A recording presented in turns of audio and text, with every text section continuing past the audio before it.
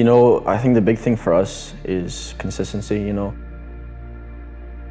We'll have amazing games, we'll perform as a team really well.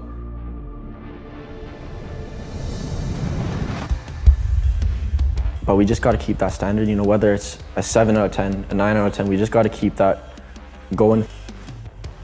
Because we can't keep coming week in, week out with a good performance or a bad performance. It has to be really consistent. So that's what I think the whole team is focusing on right now.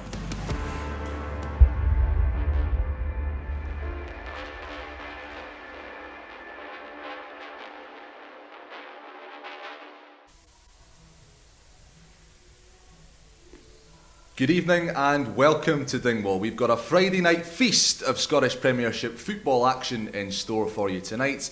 Livingston, the visitors, underneath the Highland floodlights. And guess what? We've got some fans, real actual fans with us too. 300 lucky Ross County season ticket holders not only joining us through RCFC TV but also here in person to savour a live football match in the Global Energy Stadium. Joining us as well as those lucky 300, we have Ross County royalty. Mr. Billy Ferries, once voted the club's ultimate icon, joins us in the studio. Billy, great to have you with us. Welcome to the programme. Cheers, Jimmy. I'm delighted to be here. It's nice to be always back at Victoria Park, as we used to know it. It's now the Global Energy Stadium. Spent many happy years here, many happy memories, so delighted to be here, thank you. Many happy memories from the Ross County fan base as well, thinking of your feats in the Highland League. And speaking of Ross County royalty, we have RCFC TV royalty as well. Perched on his throne at the end on the chair is our very own Stephen Craigan. Welcome to you, Crags. Thanks, Jimmy. Yeah. Well, Billy, as a local boy, as a club hero, how much of a boost is it to the community here in Dingwall and the Highlands at large to be able to get some fans back? Of course, the Highlands in the Tier 1, the lowest classified region of the Scottish Government system. It's a big boost, isn't it? I think so, yeah. There's been a lot of interest in it as well, to the ballot, who's got, there's been a bit of interest, who's going to get in, who's not going to get in, whatsoever. So, but I think it's more important for the players, It's great for the players to get a wee bit of support and a wee bit of atmosphere going as well. So I think it's a big thing, and hopefully we'll get more in the coming months to come. I'm not so sure that will happen. Crags, I can't imagine you've played under conditions like these in your career. 300 fans, but it'll feel like 3,000 given what the players are used to out there. I think it's just a different vibe. I think even the players arriving tonight, there's more people outside the stadium with regard to security, making sure all the protocols are in place. So it will feel like a proper game for them. I think, we had a little taste of it a few months ago when Celtic came and played, albeit the result wasn't well. But I think just having some of your own supporters gives you that little lift when things are going against you. And the team certainly need every lift they can get at this moment in time. Yeah, it's a bit of a boon for County as well. There's virtually no cases of this happening across the UK. A couple of test events in Scotland, one of which was here. But it's a bit of a feather in the cap of the club to be able to put this on and make it happen. Well, also, everyone's going to be talking about the football club. Yeah. You talk about publicity, you talk about getting the name of Ross County out there. People in England and Ireland and Wales will be looking and thinking, there's another test event, it's Ross County, who are they? Googling what's happening, wanting to know a little bit more about them, more TV coverage, which is all good for the club moving forward. Ultimately, though, on the pitch you have to win football games, and Stuart Kettlewell will know tonight, if they can get a win, it just boosts them even more. Yeah, but hopefully some of those Googlers and researchers will be joining us on RCFC TV. One man who has been rattling through the interviews this week, I think this will be his 12th or 13th since this news was announced, is the Ross County Chief Executive Stephen Ferguson, and I spoke to him down pitch sides earlier tonight. Well, Stephen, another milestone night for the club, 300 more fans packing inside the stadium tonight. How excited are you and how pleased are you to get that over the line this week? Yeah, we're delighted because it's a huge boost for everybody. It's a boost for the area, it's a boost for the football club, and it's a boost in a way of showing that it's capable and we're possible to be able to do it. So it's a good platform tonight to make sure that we can get this more in the future. Yeah, talk to us about the work that goes in behind the scenes to actually make this possible, because I gather it wasn't until later in the week that you had the approval to make it happen. Yeah, we actually got the news late Wednesday after close of play on Wednesday, so it was Thursday was the real day that we had to make it, to pull it all together. But it's me that stands here and does all the interviews. There's a small team behind me that does all the work, and Lorraine Christie leads that team, and to be fair, she's done fantastically well in getting it. The mapping exercise was done from the last time we had 300 supporters on the ground, so we were halfway there. It was just a case of contacting our supporters and giving them the good news that they'd been drawn as a season ticket holder. They'd been drawn out the ballot for tonight's game. Is this hopefully the first step in a number of potentially scaled up events in future. I know there's an awful lot of steps to take before you get to there, but I think that you'd hope to get more than 300 in initially before the complications that arose. Would you like to see this scaled up in future and hopefully get more people through the gate? Yeah, 100%. I mean, we were prepared to scale up after our last test, and unfortunately we weren't able to do that with circumstances elsewhere. But the fact we're a tier one area, we are in a position that we can have supporters back in the ground, and our ideal situation would be that we could increase on this 300 supporters that we're getting tonight. Yeah. Have you heard, just finally, from any of the supporters how excited they are, what it means to them to actually be able to come and watch a game of football in person? Yeah, I think we underestimate how important it is to supporters. Certainly our supporters are looking forward to tonight. They're very grateful, as we are, that we've been given an opportunity to host an event tonight, and no, they're looking forward to getting some sort of normality back in watching live football. Yeah. Stephen, thanks very much for your time and all the best tonight. Thank you. Cheers. Play your part in producing tomorrow's stars of the Staggies with an Academy Player sponsorship package for season 2020-21. First team future success relies on your support to nurture players like current number 43, Josh Reid. For more information on how you can assist the Football Academy in developing the next generation of Ross County, contact gordon.duff@rosscountyfootballclub.co.uk today.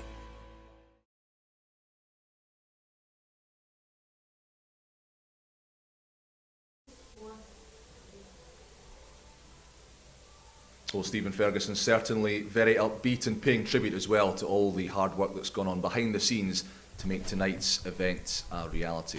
Well, let's now turn our attention to matters on the field. Stephen Craigan has been kept busy scurrying up and down from the commentary gantry, and he caught up with the Ross County manager Stuart Kettlewell earlier on. Stuart, Friday night football's back. There's some supporters back in the stadium as well. You and the players must be looking forward to it. Yeah, I think there's an added edge to it tonight. Obviously, we've often spoke about being under the floodlights here, and again, you look at the pitch, you look at the day. It's perfect conditions for football, and it's brilliant to see. I know it's only 300 fans, and I said this to you back in the Celtic game, but it's brilliant to have 300 fans back, and hopefully it goes as a complete success tonight. I'm sure it will. The guys have been absolutely terrific with their build up to it. I think it's been a hectic 48 hours, but again, they've been right on it, and I think it gives the players a boost. It certainly gives me a boost to see some of our punters back in the ground. On the pitch, it's been a tough spell for you and the players, hasn't it? It has, if we're being honest. Myself and the players, we're winners. We want to win every game. We want to be competing in every single game we play in. Last Saturday was really frustrating. We felt as if we played really well and had good control of the game throughout, but obviously that kind of Achilles heel of managing games in certain situations kind of reared its head again. So the message is simple from me tonight to the players. If we go and play in a similar fashion, I believe we can be competitive against anybody, but what we have to do is iron out these silly kind of petty mistakes. We speak about 7 penalties over the course of a season, be it handballs, fouls, whatever it is. We have to have that composed head, especially inside our own penalty box, but also go in the opposite direction as well. I have been pleased with a lot of what I see between the penalty boxes, but as you and I both know, that's where the game's won and lost, so we have to be a wee bit sharper in both ends. Sometimes we forget about the human element of football. How have you been? I'm absolutely fine, apart from the odd sleepless night. Listen, everybody knows that this is my football club. Everybody knows my passion for this football club and all the rest of it. And I know sometimes that can be misled, and you know, you talk about dying for the cause and all of that sort of stuff. But I've got a group of players that I believe in. It's important that we stick together through a tough period. It's important that we stick to our principles as well. I can be a little bit pig-headed in how I ask the team to play and what I ask from our group of players. I think you look at our average age tonight, we will have the youngest team that's ever played in the Premier League for Ross County. So you and I both know, locking horns with Motherwell and Ross County back in the development days, Stephen, that's something we both believe in, and it's really important for me that we have some young guys in the pitch and give our supporters something that they can see, a sort of journey to look forward to, as opposed always just that here and now and hoping that you get one result. But obviously I know that there's pressures that come with not winning games of football, which I'm more than prepared to take on. You know, if there's errors from the players, I'll take it. We hear a lot of managers throwing the blame onto players. It's not something I'll ever do.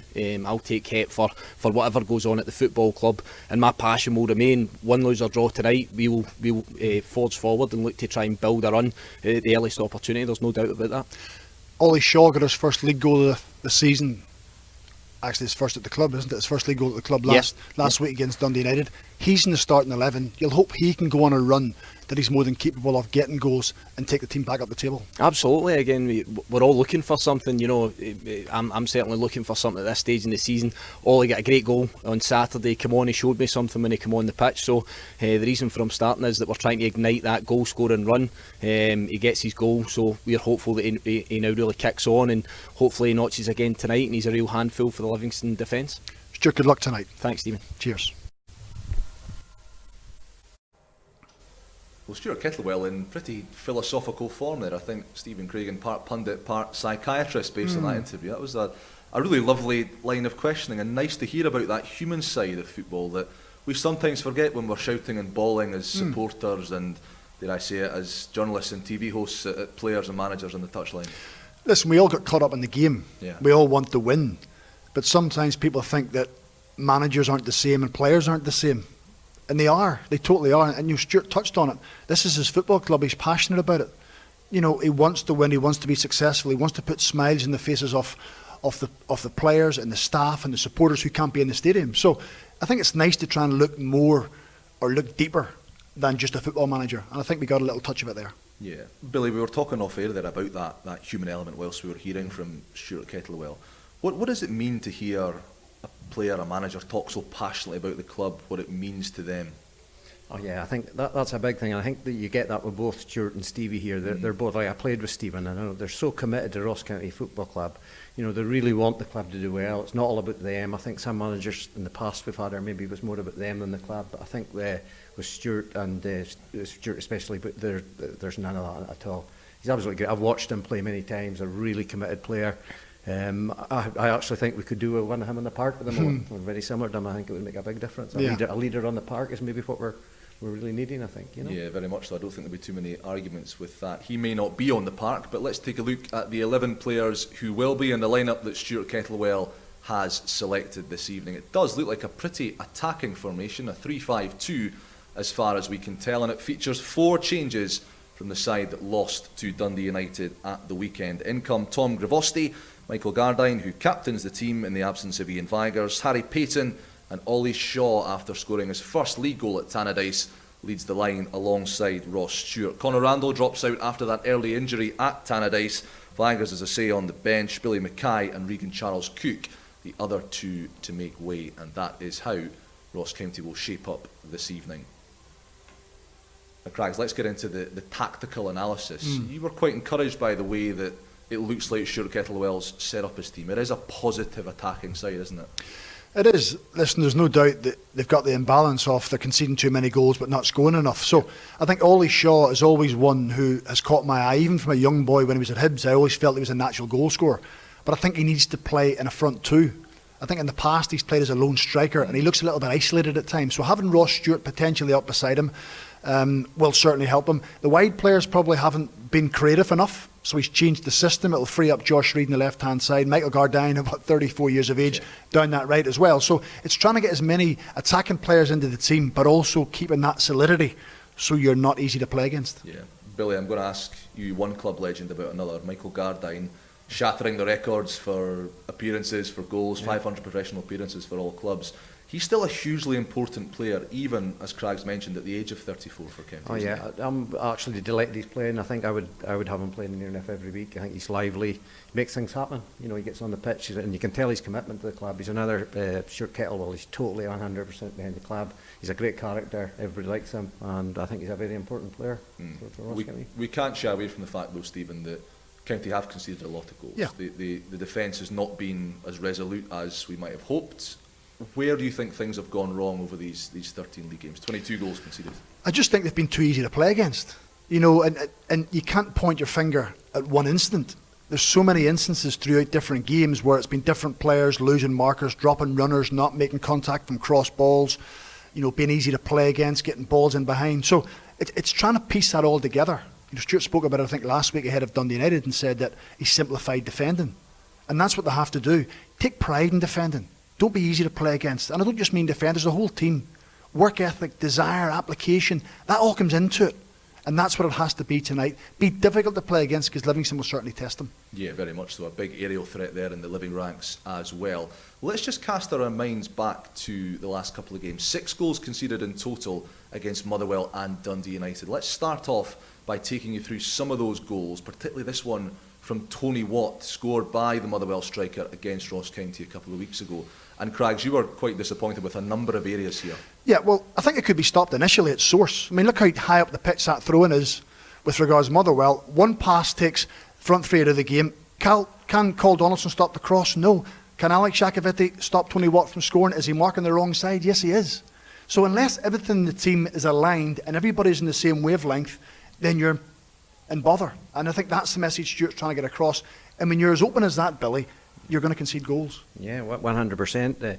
I'm amazed at the amount of time, O'Hara that's on the wide left there, how much time he actually had to take the ball and to cross the ball.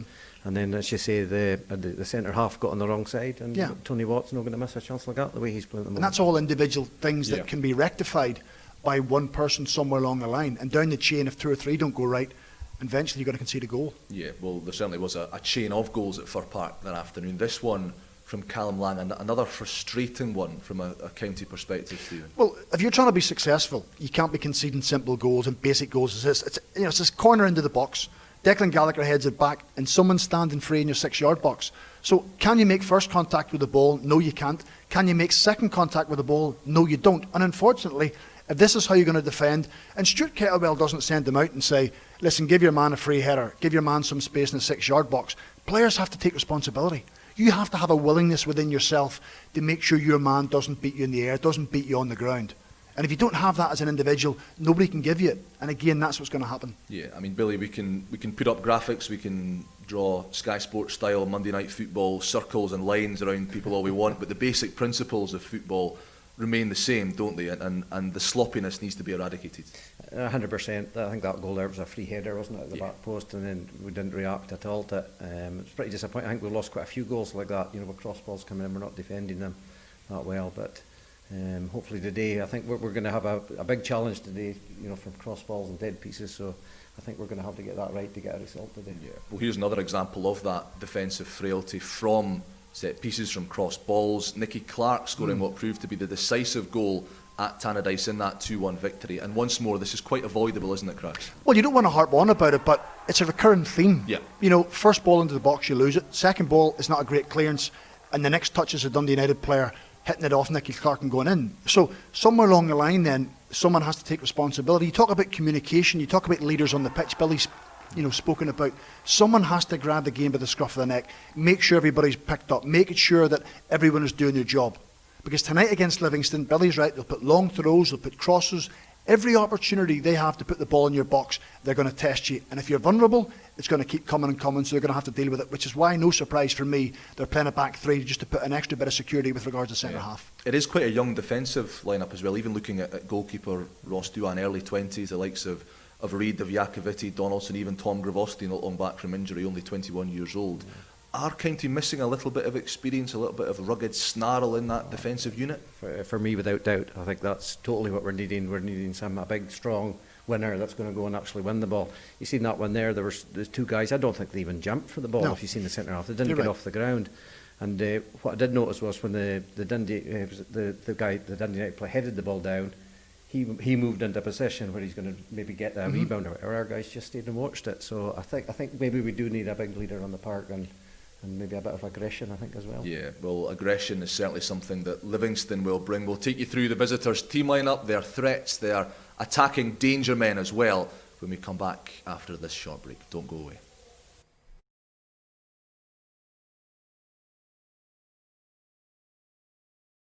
At the Virtual Learning Academy, we work with employers to develop the skills of their teams. The VLA is your route into a range of Scottish qualifications and apprenticeships.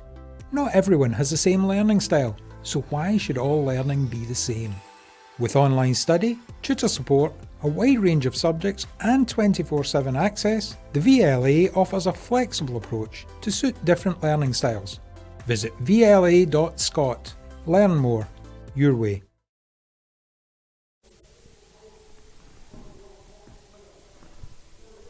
Welcome back to the Global Energy Stadium. It's time now to take a look at tonight's opponents. Livingston arrive here after a disappointing run of 3 straight defeats. They're conceding goals that aren't like them as a team, and they haven't been as potent in attack as boss Gary Holt would have liked. Despite that, Stephen Craigan, they do bring some significant attacking weaponry north, don't they?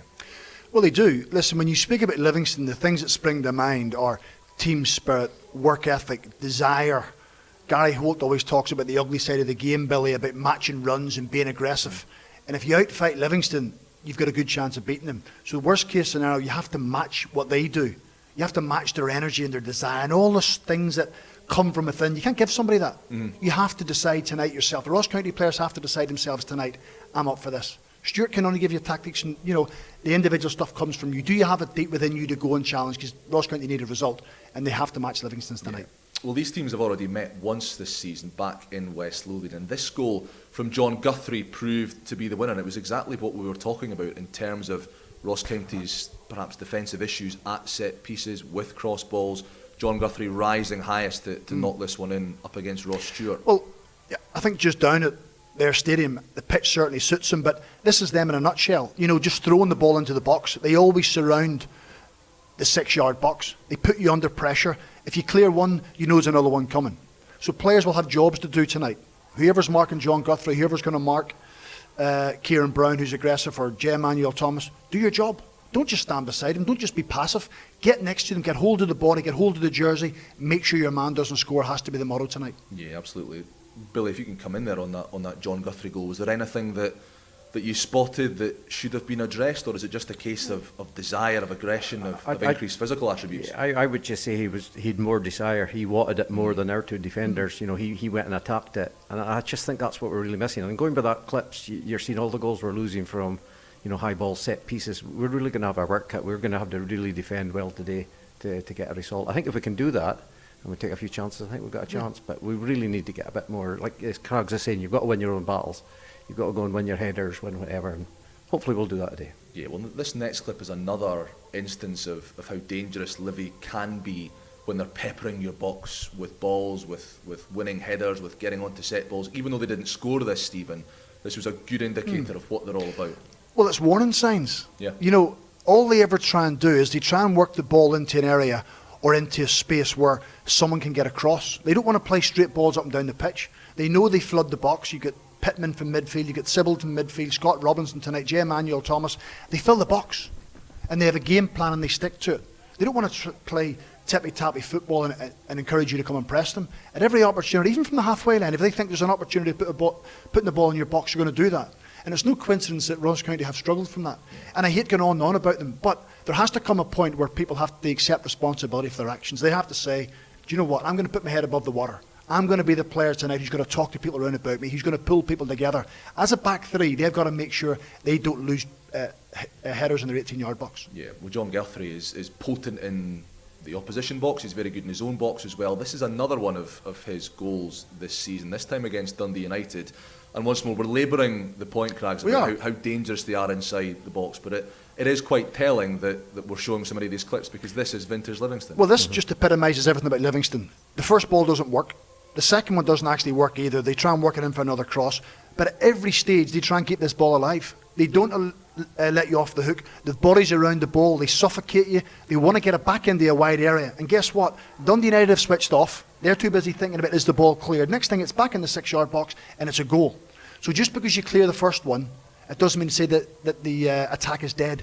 Stay with your man. It's like a second phase and a third phase. If you don't stay with your man, they punish you eventually. So everything we've spoken about tonight, Stuart will have been through with the players. They will have done analysis of them. So they're well prepped. Yeah. And I keep wanting to go on about it, but it boils down to individuals tonight. Yeah. You can either have success or you can have disappointment. You decide tonight. You can't have both.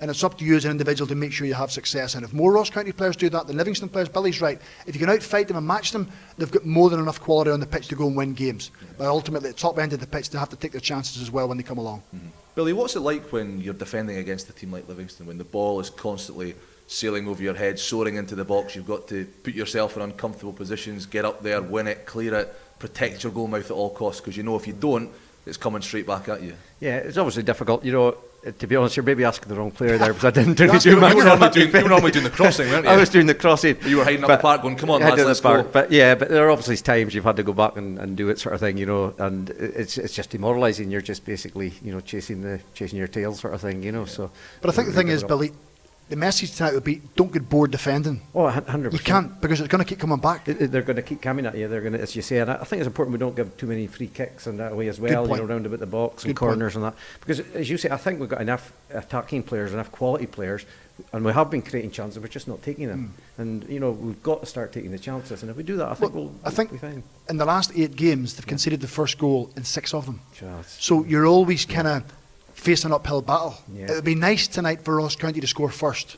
And then if you have to sit back and defend, so be it. You just got to find a way to win. That's the key. See, when you're on a bad run, you have to find a way to win. You have to earn the right to win. And tonight will be a big challenge for them, no doubt about it. Well, let's just take a quick look at that Livingston formation, that Livingston lineup that Ross County are up against this evening. Gary Holt has made 3 changes to the side that lost to Motherwell last time out. Togo international Steve Lawson coming in at fullback. Former Hearts player Scott Robinson and Alan Forrest, their top scorer this season, all into the side, as you can see there, with Julian Serrano, Jason Holt, and of course former county winger Josh Millen, a deadline day signing for the Lions, dropping to the bench. Craigs, a final thought based on that lineup. What kind of game are we expecting from Livingston? What kind of threats are they going to pose? J. Emmanuel Thomas is about 6'5", so they're not going to put the ball into his feet. Yeah. They're not going to get him moving. You know, let's be honest, they're not going to get him run down the side. Alan Forrest got a bit of pace on the right hand side. Scott Robinson on the left hand side will give you lots of endeavour. He will chase things down, he will work things down. So they've got pace round about him, they've got creativity round about him, but ultimately once they enter that final third of the pitch, if they see an opportunity to put a ball in the box, they will throw it in. If they don't win the first one, they'll play for scraps. So midfield wise with Ross County, you've got to match your runners, you've got to be able to pick up second balls, because if you don't, if you keep saying it, you'll get punished. Yeah, well, time is ticking, gents. The players are going through their final paces and heading for the dressing rooms for their team talks before the action gets underway. It's time for us then to move down to the commentary gantry, and we'll join you from there for full live coverage of Ross County versus Livingston in a few minutes' time.